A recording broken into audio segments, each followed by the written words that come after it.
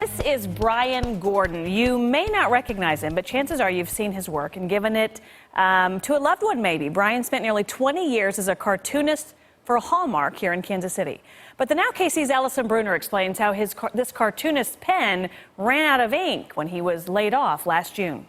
Getting laid off was initially the scariest thing that ever happened to me. Like anyone who's been laid off, providing for his family was his biggest obstacle. My kids keep asking for food and shelter almost every day. So he refilled the ink in his pen, reaching out to sites like Upworthy. Because of this, his work was the fourth most shared on Facebook in the world. In return, publishers were reaching out to him. That led Brian to publishing his first book, Foul Language: Welcome to Parenting. I'm making fun of my kids to feed my kids, but this is what daddy does to, put food on the plate. He takes the everyday headaches of parenting and channels it into his new cartoon. Things that are driving me nuts, whether it's getting the kids to eat their dinner or go to bed on time. No longer bound by the borders of bunnies and bears, he can now draw whatever he chooses, taking inspiration from his youngest. My 5-year-old Phoebe, she's just likes ducks.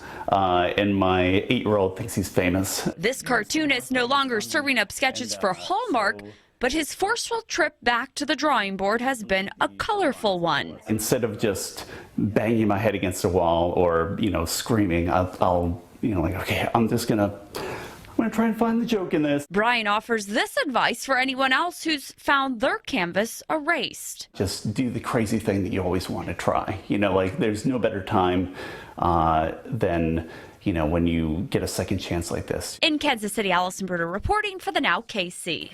Can all relate to a lot of those cartoon topics, right? Well, good for him. You can find Brian's book on Amazon as well as at local bookstores. We posted a web exclusive interview with Brian on KSHB.com. It's there for you now.